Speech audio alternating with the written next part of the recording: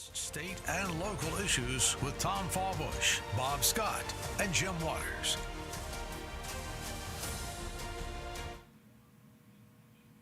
Welcome to Kentucky's Voice. I'm your host today, Richard Nelson, filling in for Bob Scott. It's great to have you on the program today. If you have any questions, I'm going to give out that text number right now. It is 502-571-0970. That's 502-571-0970. Text your questions to us at that number. And also, I want to begin the program by acknowledging the tragedy in South Central Kentucky. The city of London was devastated, as we know, by the tornadoes. Many homes were damaged, some were completely demolished, and several lives were lost. At this point, 19 confirmed fatalities. Let's be in prayer for the families who have lost loved ones, those first responders working in the efforts to recover those who are missing, and many people are working to help those devastated in the London and in the Somerset areas. This station, along with other stations in the listening family, are raising money for the Lord's Kitchen. This is for London, Kentucky, and Somerset area volunteers to bring food to them in particular. And if you would like to donate to that, text the word HOPE, H-O-P-E, to the same number I just gave, 502-571-0970. If you want to donate for the first responders and volunteers helping with the devastation in South Central Kentucky, please text the word HOPE to 502-571-0970. And be in prayer for those in the meantime. This is a time of grief and recovery for many of those affected by Friday's tornadoes. All right. You are listening to Kentucky's Voice, and this is where we talk about current issues, events, and politics from a biblical worldview. I've been a guest on this program for some time. Usually Bob Scott has me on, so they've trusted me enough to be behind the microphone for the entire program, and so glad that you are joining us. For those of you not familiar with the Commonwealth Policy Center, I'll say a few words. We started 13 years ago with the goal of shoring up the pillars of society, the sanctity of human life, religious freedom and conscience rights, marriage between a man and a woman, and fiscal integrity. We believe that these are pillars and foundations of any healthy and flourishing culture. And as we know, these pillars have been chipped away at for the last several decades. And by God's grace, God put together a team here at CPC, board members and staff, who are committed to shoring up these pillars, particularly in two arenas. One is in the political realm, where we recruit, train, and help elect principal conservative candidates and help them into office, primarily at the state level. And the other arena that we work in is the public arena, where we engage the issues of the day from a biblical worldview. Part of that public arena is right here, where we are discussing over the airwaves here on this station, talking about these very, very important issues, often issues that are neglected in the public realm. And to bring this into focus, I was at I'm not going to mention the name of the Republican Party that had me speak last week. A lot of good people there. But I was talking about these pillars and some of the social issues that our state legislature addressed this last session. And many of the people in this group were wondering, well, why are we talking about these social issues, and why don't we just focus on infrastructure and the economy and jobs? And I can't disregard that those are not important. Those are very important things. But what about the moral infrastructure? What about the spiritual foundations and spiritual realities? We know as Christians that there's a spiritual reality behind this material world that we see. We know that we are image bearers, made in the image of God, each of us endowed with incredible value and worth. And that's what makes human life so precious. But we have these spiritual truths that God's word speaks to. Spiritual truths that if we take the word seriously, we cannot but help apply them to our lives as we live our lives out. And as we are citizens in this Commonwealth of Kentucky, as we think through the issues and as we engage politically as well. So as I was speaking to this group, I could see the wheels turning, and it was I'd say, mainline Republican group. And I reminded them that, CPC, Commonwealth Policy Center, didn't start the culture war. We weren't the ones who overturned the abortion bans in all 50 states. We didn't hand down the Roe v. Wade ruling, which was the most contentious social and moral issue in our lifetimes. We weren't the group that redefined marriage. That happened in 2015 with Obergefell. And all the states, by the way, most states, the majority of the states, had defined marriage in their state constitutions. I think it was 32. We didn't redefine marriage, and we didn't undo what went through the legislative process over a long period of time. We weren't the organization that said that children and minors should be left alone to determine their own gender. We weren't saying that they should and advocating that they should have hormone therapy and puberty blockers and transition surgery.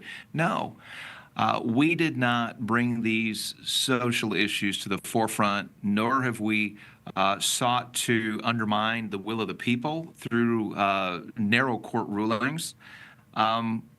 These were issues that were pushed by the far left, and somehow they persuaded, at least the people on the bench, at least judges, persuaded them that these are good things, that these were good policies.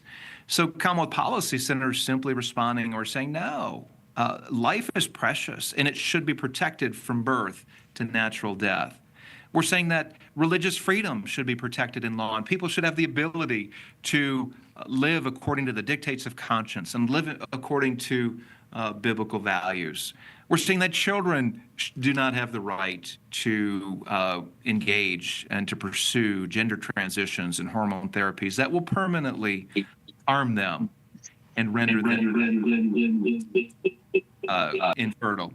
So we didn't, as Billy Joel said, and I'm a little older, I'm dating myself, but I remember that song came about in the late 80s, maybe early 90s. We didn't start the fire, right? It was always burning since the world was turning. And it's a fascinating review of our history, at least late 20th century history. But we didn't start the fire at CPC, nor did the church start the fire. Often we're accused as Christians of engaging in political issues. Well, pastor, or well, fellow, citizen who you happen to be a Christian, stop imposing or leave these issues alone. May I submit to you right now that these issues that I just mentioned are, first of all, biblical issues. In fact, 3 of these issues are mentioned in the very first chapter of the Bible in Genesis 1, where we read that God makes man in his own image. Genesis 1:26 through 28 says that. And this is where we get the idea of the incredible value of human life. Why? Because we're made in God's image. In that same chapter, God says that he makes us male and female. It's not somebody who assigns you gender at birth. This is the push by the left saying it's a doctor or a healthcare professional that assigns your gender. No, it's our Creator who makes us male and female, really beginning at conception. And it's our Creator who defines what marriage is. Man and a woman, God brings them together, male and female, to become one flesh. And we have this covenantal union for life. Friends, these are biblical issues. Life, marriage, who defines gender. These are biblical issues. And we as Christians need to find our voice. Pastors, if you're listening, I encourage you to preach these truths as you're teaching through Scripture. You don't have to do a topical study. just preach them as they come up. All of these issues that we're dealing with today are addressed in Scripture very clearly. Don't believe that lie that says that you're imposing your values. Don't believe that lie that talks about separation of church and state. That lie that says churches shouldn't be involved with the public square. By the way, the First Amendment to the Constitution does not restrict churches. It's a restriction on our federal government. The First Amendment says Congress shall make no law respecting an establishment of religion or prohibiting the free exercise thereof. This is a restriction on Congress, particularly it was a restriction to keep them from imposing a national church, one denomination here. There's no restriction on churches. So pastors, fellow Christians, find your voice, be willing to speak to these issues, and then to engage with grace. One of our mantras at the Commonwealth Policy Center is that we lead with grace and we land on truth. Be willing to engage the issues, but to do it in a careful, grace-filled way. I think of Colossians 4:6, which says, "Let your speech always be gracious, seasoned with salt, so that you may know how to answer outsiders." So we think biblically, we process the issues biblically, but then we approach the issues, engage the issues from a biblical perspective as well. I hear the music coming. We're going to go to a quick break here. For those of you that would like to get more information about CPC, go to commonwealthpolicycenter.org. Or you can, by the way, you can check out my book, by the way, to Amazon, Christianity and Politics. Type it into Amazon, and you'll find it there. All right, going to go to a quick break, and we'll be right back in just 2 minutes.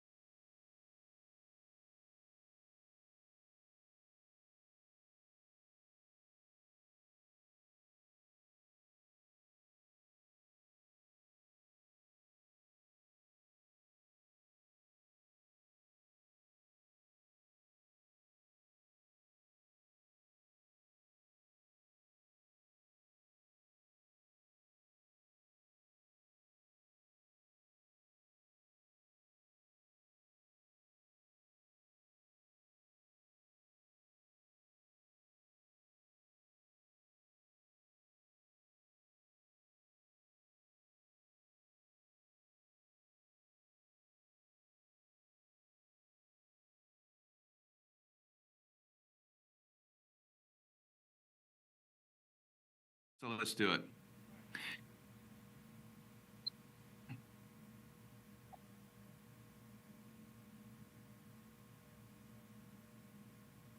Welcome back to Kentucky's Voice. I'm your host, Richard Nelson, filling in for Bob Scott. And just reminding you all to be in prayer for those who are suffering from the tornadoes down in London and in Somerset. And if you'd like to help the Lord's Kitchen, you can donate by texting the word HOPE to 502-571-0970. Again, text HOPE to 502-571-0970. And this will go to help frontline workers, particularly those feeding first responders and those in need. All right, joining us on this segment segment is State Representative Jason Nemes. He serves in the Kentucky State House, representing the 33rd District in Louisville. He also serves as the Majority Whip in the Kentucky State House. Representative Nemes, thank you for joining us. It's great to be here. Thank you, Richard, for having me. Hey, we've got a fairly short segment here, but I'd like to talk about some of the high points in this last legislative session. I want to start with House Bill 1. This was another incremental reduction in the state income tax. Tell us about that. Yeah, in 2016, when the Kentuckians went to the ballots and gave the keys to the state house to Republicans for the first time in over 100 years, one of the things they said was reduce our taxes. And so we did. We've done that. It was 6% then. We've reduced it by 0.5% for every few years, and now we're down to 3.5%. On our way down to zero. Now, it's important to note that you can't reduce taxes without also reducing spending. So we've done that as well, and controlled spending. So we're your state income tax is now at 3.5%, and we're going to continue to move it down as we can. Jason, there was a proposal to expedite this. You've taken in the legislature a measured, careful approach so that we don't lose resources and are underfunded when we need the money. To carry out the state obligations in various areas. What is the chance of expediting this just a little more aggressively? Not over the top, crazy, but what are the chances of expediting this? Well, we did a little bit of that this session as well. I wanted to note, you kind of hit on it, but I call it a conservative approach to a conservative goal. We're trying to get to zero. We're doing it over time. When revenues have hit a certain point, we'll reduce it another 0.5%. But we do want to go a little bit more aggressive. So I passed a bill this year, House Bill 775. I was the principal sponsor, but it was unanimously voted for on Republicans in the House and the Senate, which said that you don't have to reduce it by 0.5%. If the numbers would indicate that 0.25% or 0.1% are correct, then we can do that. And so what that does is it keeps us going down, lets our people know that we're aggressive about this and serious, but it also makes sure that we, the legislators, restrict ourselves or discipline ourselves in spending because we want to get to those reductions. So we hear what you're saying. We're trying to do that. We have to be responsible. Kentucky is a poor state. We're not going to tax our way into prosperity, but we also need to make sure that we do have the revenues there to provide for the least among us, and that's the goal we've had.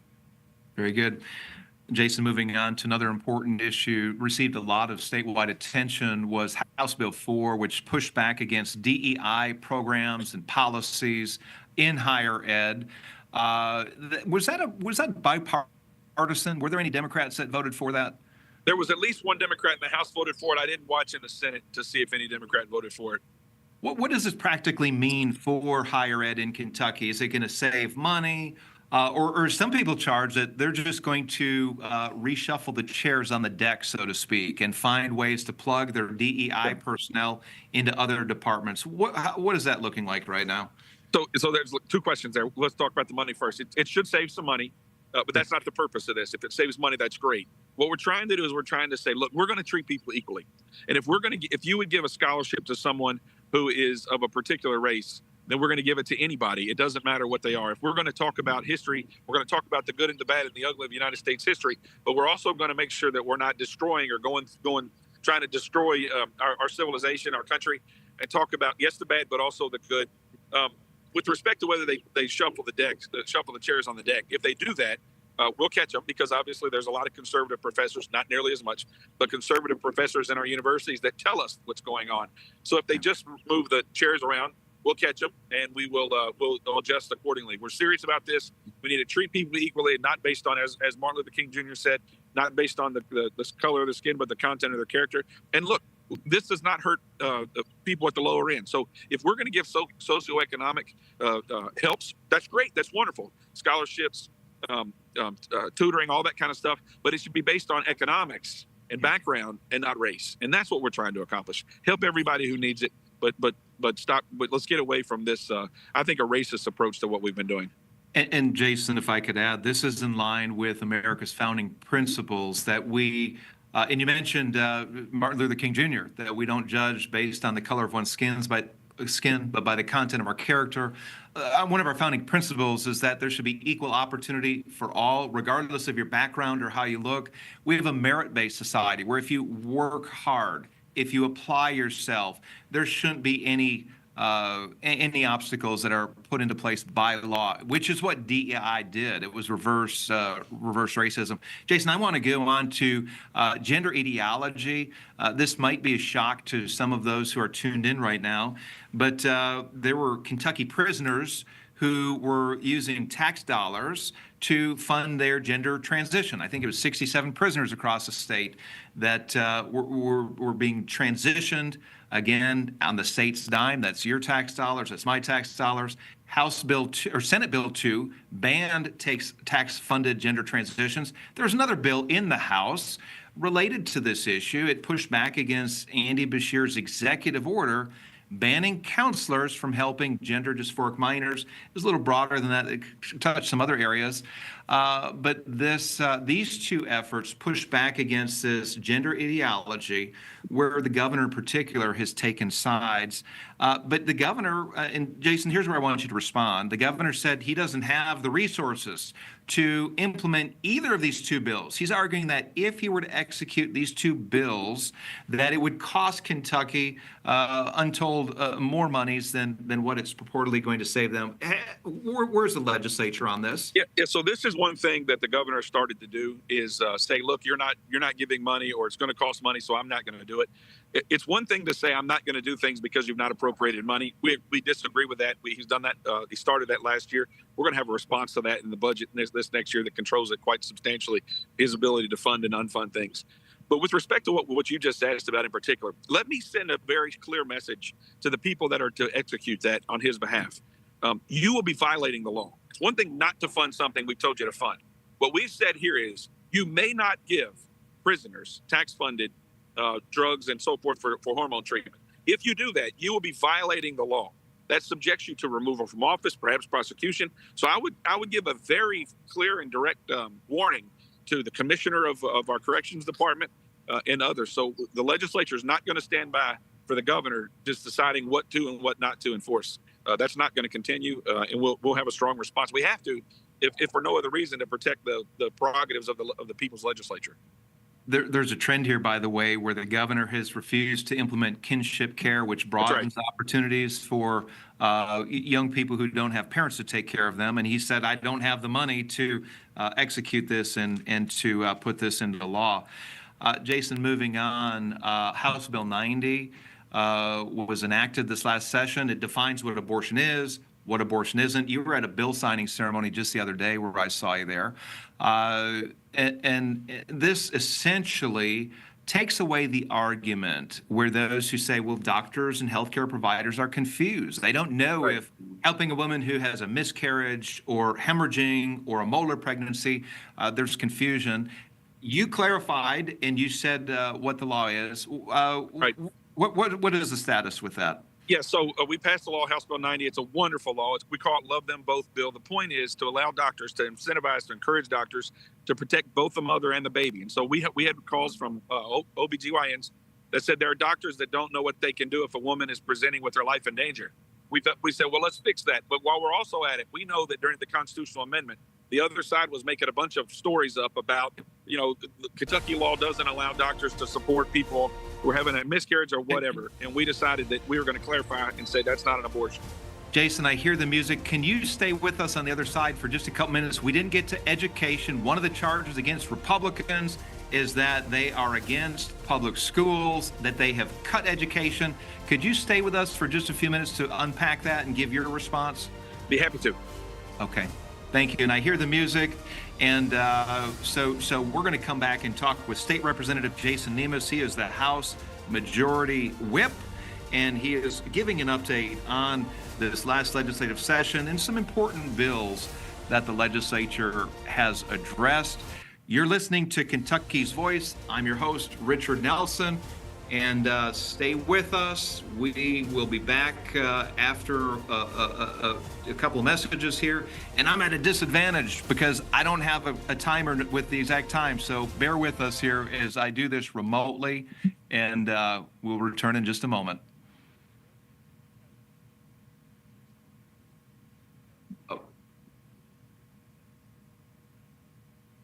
Okay, great. Great. I'm juggling, Dan, I'm juggling too many things here, looking at the text messages, looking at a timer, and then trying to be timed out. So it's okay. I'm okay if you are, man. I'm just rolling with it.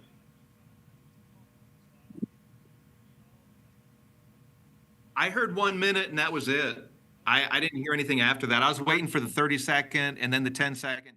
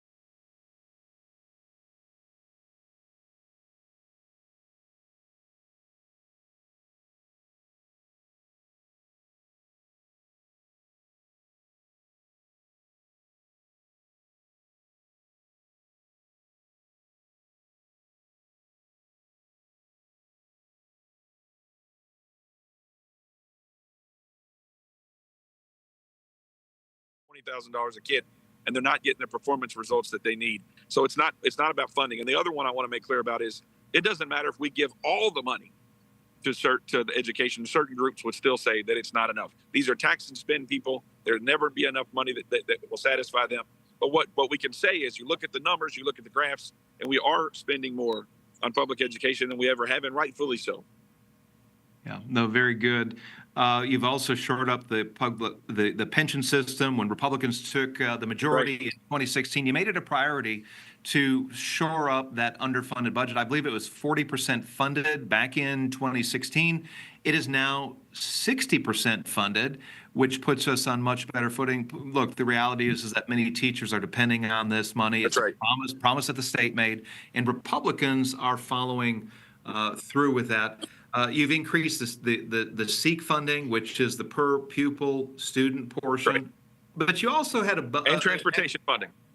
Transportation funding, but also there was I think a one-time bonus in the last budget bill that allowed for bonuses meant to go to the average the public school teachers. Has not been mentioned either. Jason, I just wanted to give you a chance to respond to that. Thank you for your leadership in the state legislature. I know it's yeoman's work, hard work. People don't realize how busy and the demands that are placed on you. Thank you for joining us here on Kentucky's Voice as well.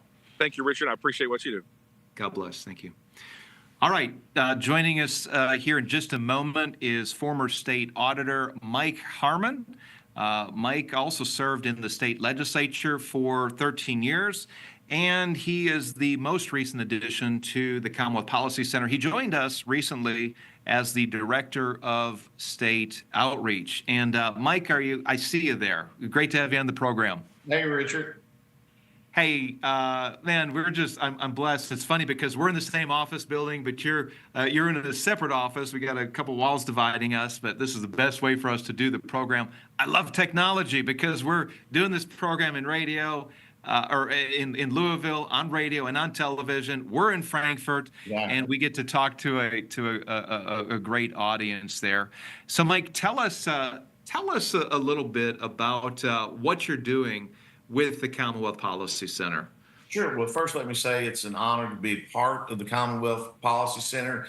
I turned out as auditor at the end of 2023 and did a couple of different things, worked for an insurance agency, and you all had asked me to be on your board because we have very similar backgrounds, very similar goals for the state and actually for this country. And, once I started the board, then you all said, hey, this would be a good fit. And for me personally, it's as if God sat down and said, okay, what would be a good fit for Mike, and so, I get to continue to do, as you said, Director of State Outreach. I'm going to a lot of different events talking about the Commonwealth Policy Center and also talking about those foundations that you talked about earlier, things that I had fought for when I was in the State House for 13 years. And I fought for as auditor as well. Auditor was a little bit differently. It was more, like I said, follow the data. But those things were still near and dear to my heart, like pro-life issues, pro-family issues, and fiscal responsibility. Now, obviously, as auditor, fiscal responsibility was very important in that regards. And so, for myself, it's been one of those things. And of course, marriage was, between a man and a woman is very important. When I was in the House, we actually worked on the marriage amendment back in 2004 before that was overturned. So to me, it's been near and dear to my heart. So I'm just so excited to be part of the Commonwealth Policy Center and continue the work that I've done for really as an elected official for 21 years. Mike, we're just very tickled to have you joining us and being available to Kentucky, to the various groups that want to have you come and speak, whether it's a Republican club or a civic group. You're willing to travel the state, aren't you? And to bring this message of encouragement and hope and to remind people of the pillars of what makes for a healthy and strong culture. Mike, I want to ask you this. What are some of the big differences you've seen when you first ran for the state house, which was 20 plus years ago? You've seen a lot of political changes. What were one or two of the major changes you've seen in the political realm here in the Commonwealth of Kentucky? Well, sure. And one of the ones that, obviously it's kind of interesting. I fought for 13 years for all the stuff that we talked about. And I know sometimes we talk about how we would just wish that we could get even more every time, a session goes by. I wish, but, I was in the trenches for 13 years where the only pro-life issue we were able to resolve was the fetal homicide bill. It was kind of sad. Now, we did have, like I said, we had the marriage amendment and we had some things like that. But just seeing that transition and then seeing the transition, from the standpoint of, that we've talked about with gender dysphoria and things along that lines, never would I would have thought that when I was in the House that we would be talking about, disfiguring our children, and damaging them physically, for the rest of their life. I mean, that would just, so to me, there's been a lot of change. There's been a lot of good things as well. I mean, like I said, there's been a lot of pro-life bills that have been passed in the state. They're fiscally we're a lot stronger. When I was in the House, obviously you talked about a little bit, the pension systems were getting ready to tank. I mean, we'd reached a point where we were at about 13% funded. Now, the big joke that I tell my Republican colleagues is, I was in the minority in the House all 13 years.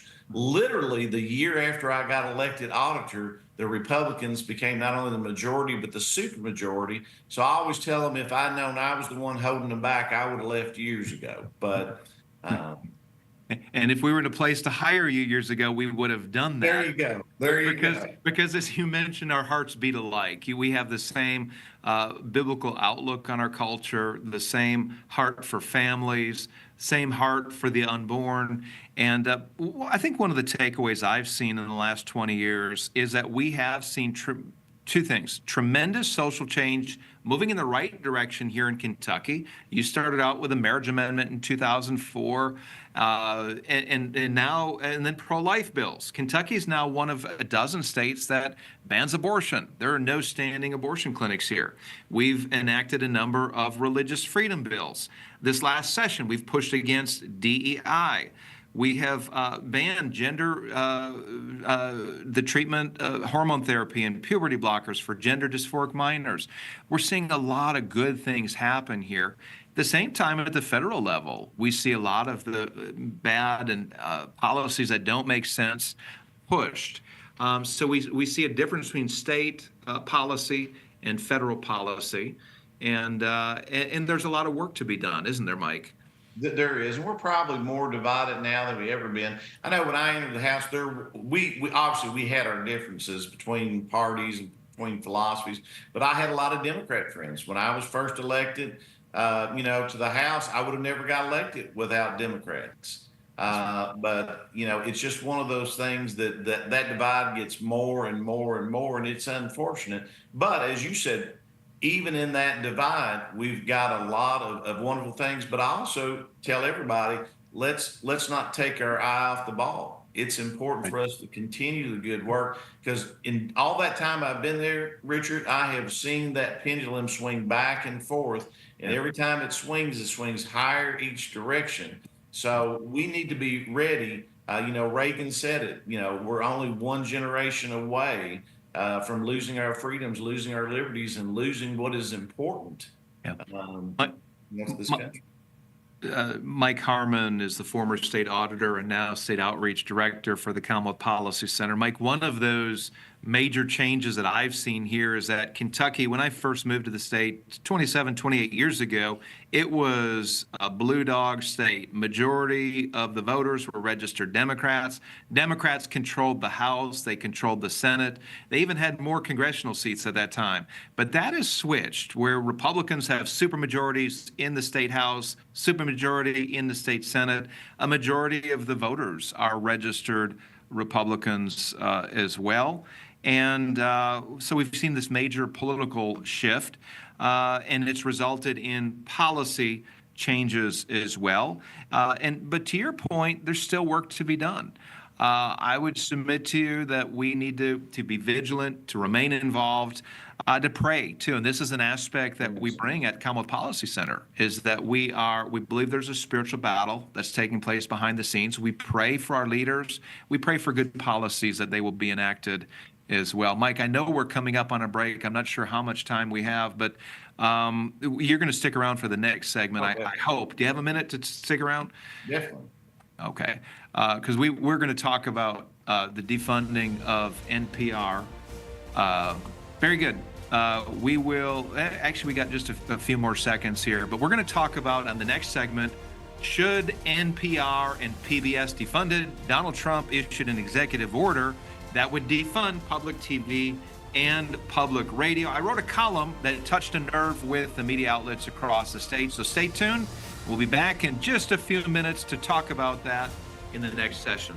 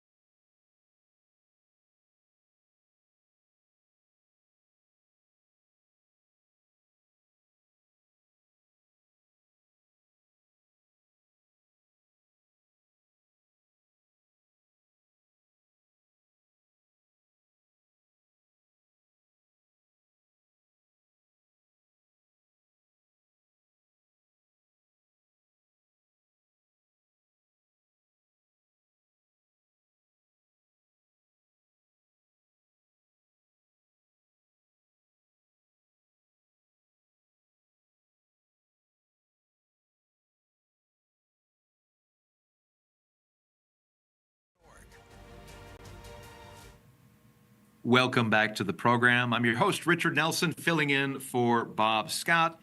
If you have questions, please text 502-571-0970. Anything that we talked about or anything that's on your mind, feel free to text us again at 502-571-0970. Just before the break, former state auditor Mike Harmon was on with us. And Mike has joined CPC on our staff. He's been on our board for a little while this year, but then he joined us full-time recently. One of the things that our staff does is before we write opinion pieces is that we review each other's writings. And that's what Mike Harmon did for me. And Mike, I'm grateful for that. I'm going to read part of this column that was sent out to news outlets across the state. And it's in the context of Donald Trump's executive order that defunded public TV and public radio. And I shared in this column that I went to National Public Radio's homepage and went to a site that showed all of the different programs. I was doing a little research for this, and a pop-up ad came up, and it said this: public media is under threat.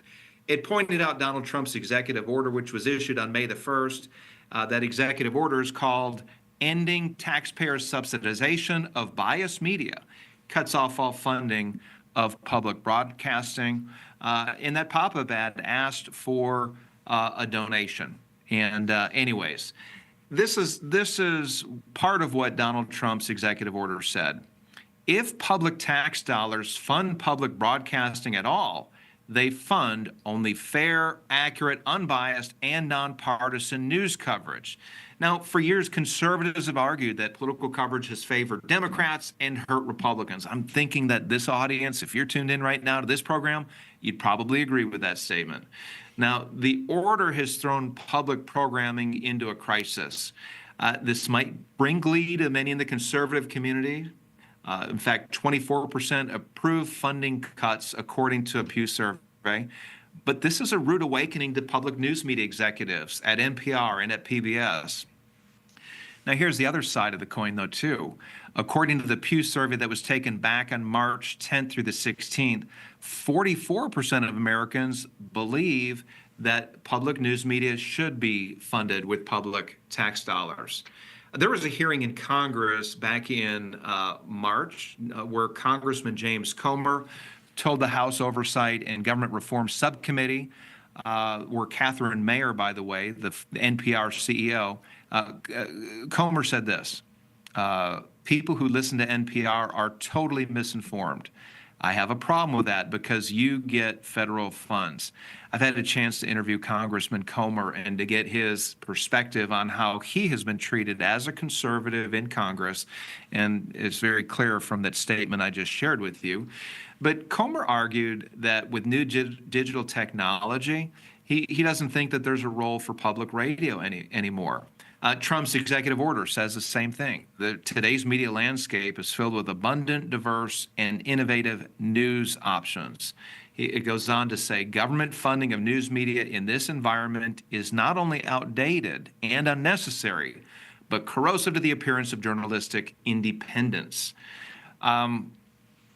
Now, since that executive order and since that congressional hearing, Catherine Mayer, NPR's CEO, sent out a memo just a few days ago saying, essentially agreeing with this, that NPR needs to be more objective. They need to include more voices and serve the whole public, not just the left-leaning part of the political spectrum. So that's an about face that NPR has taken. Of course, they're facing very real funding cuts.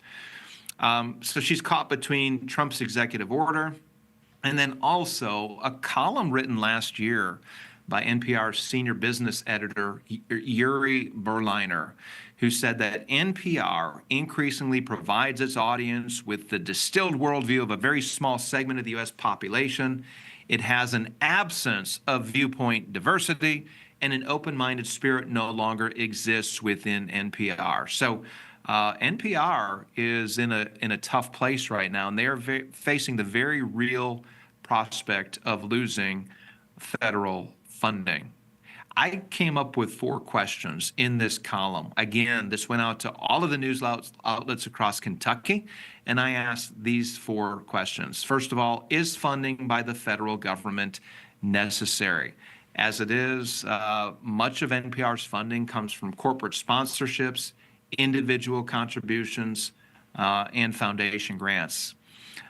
Those areas could be increased in order to meet up any deficits from the cuts from the federal budget. Second question, is the leadership team at NPR and at PBS reflective of the political and religious diversity of this country? According to Berliner, every single one of the senior editors are Democrats, and that is not reflective to a country that's about 50-50. And then thirdly, our programs reflective of the public and serving them well. NPR outlets have carried controversial stories and proposals, I should say perspectives, that haven't afforded the other side a fair voice. They're promoting drag queen story hours in some cases. For example, on one of the public affiliates in New York, there was a drag queen called Little Miss Hot Mess on a Let's Learn program for 3 to 8-year-olds. And she was teaching these young kids how to sing along, talking about various body parts. Now, most of us will agree that that is never appropriate for drag queens to dance and sing about body parts on children's programs. It's that kind of thing that many people say, hey, wait a minute, our tax dollars shouldn't go to fund that. And then finally, the last question is, public funding for one news outlet fair to other news media platforms like this one? The station that you're listening to does not get public funding. And in a day and age of diverse media and many different platforms that are available today, should public funding be available just to one or 2 outlets? So anyways, as I started out, before I started to share my perspective on this issue, I mentioned that State Auditor Mike Harmon has joined the CPC team, and he had a chance to edit this. So, Mike, I want to thank you publicly for helping this piece to be better than what it was when it hit your desk. I wanted to ask your thoughts on this idea of public funding for NPR and PBS. Well, and of course, I appreciate the opportunity to review it as well. It was minor tweaks. You had done, majority of it, and it is one of the things that when we talked about it, I kind of go back and forth on whether there should or should not be any type of funding for whether it's public radio, public television. And we've had some discussions that may not have been completely in this particular editorial, but we talked about like some of the local, public television stations. Sometimes those are a little bit better, not always, but a little bit better in showing a balance than maybe some of those that are nationalized. Mike, if I could jump in, if I could interrupt, and that's a really good point that I didn't talk about, is that there is a difference between public programming in Kentucky compared to NPR and PBS programming. Because KET with Renee Shaw, she's been fair to conservatives. You've been on her program. I've been on her program. I've also been on public radio affiliates. They've invited me to come and do live on-air broadcasts. We've had discussions about these about various issues, even tough issues. So there is a difference between the state of Kentucky and the national NPR and PBS. Yeah, and Renee Shaw specifically. I mean, I've told you, I've known her for a long time. I really can't tell you what party she's in, and that's what really, it should be. It should be if you're a newscaster or running those type of shows. People should have a hard time guessing, what party you're a member of. Yeah. Mike, I want to bring something to your attention, moving on to an ethics complaint filed against Kentucky Republican candidate for U.S. Senate, Daniel Cameron. Right. It's the second time this complaint came up, but you've got some perspective. Now, this is the State Ethics Commission. They said that he had some kind of campaign violation when he ran for governor back in 2023. Cameron is refuting this. He's saying it's a political attack because he's running for the U.S. Senate. Share some insight with the listeners about the makeup of the Ethics Commission and why Cameron has a case here. Well, and this is the Executive Branch Ethics Commission. And, for many, many years, the governor basically appointed every member of the executive branch ethics commission. But the General Assembly, in their infinite wisdom, in 2022 passed House Bill 334. And that particular bill changed the dynamics of or was supposed to change the dynamics of the executive branch ethics commission, in that going forward, they increased the size to 7. The governor still was supposed to appoint 2, and each of the other constitutional officers, and at that time I was still auditor, including the auditor, were supposed to be able to make an appointment to that commission. The governor, as he does all the time, a boy named Sue, I'm sorry, I didn't mean to be, but he sues on a little bit of everything, and he sued, and actually he has lost at the Kentucky Court of Appeals back in, I think it was March of last year. He had lost at the Kentucky Court of Appeals, and they said, no, the law is accurate. So for 2 things, one, in regards to the organizations, people could argue that the current executive branch ethics board is improperly constituted, and anything that they do could be rendered invalid. Now, that's a difficult saying, and it's difficult too when I was in the audit, because the Executive Branch Ethics Commission is very important. If we have questions, and I had asked them before, if you have some things that you question whether that is or is not ethical before you proceed, it's always good to run that by the Executive Branch. That's right. But in my particular case, when I was still auditor, if we ran something like that by them, would it be problematic, because we were being sued. And we were basically participating in the suit and saying that, they need to go to the new one. And of course they didn't. So it is concerning. Now, the other thing about the executive branch, just very quickly, is you want to make sure that really anything that is being investigated really shouldn't be leaked out. And that's right. problematic That's right. in itself until it's finalized. In my understanding, these are not finalized. So that's a concern as well, whoever leaked that. And this is coming from former State Auditor Mike Harmon, who is now on the CPC team as State Outreach Director. Appreciate your perspective on that, Mike. We've got just 30 seconds before we close here. Tell us how people can get in touch with you if they'd like you to speak to their Republican group or civic group. How can they get in touch with you? Sure. They can shoot me an email at mike@commonwealthpolicy.org. Very good. And if you'd like to get Commonwealth Policy Center updates, go to commonwealthpolicycenter.org and sign up to get our newsletter. And thank you again for joining us on Kentucky's Voice. May God bless you, and y'all have a great day.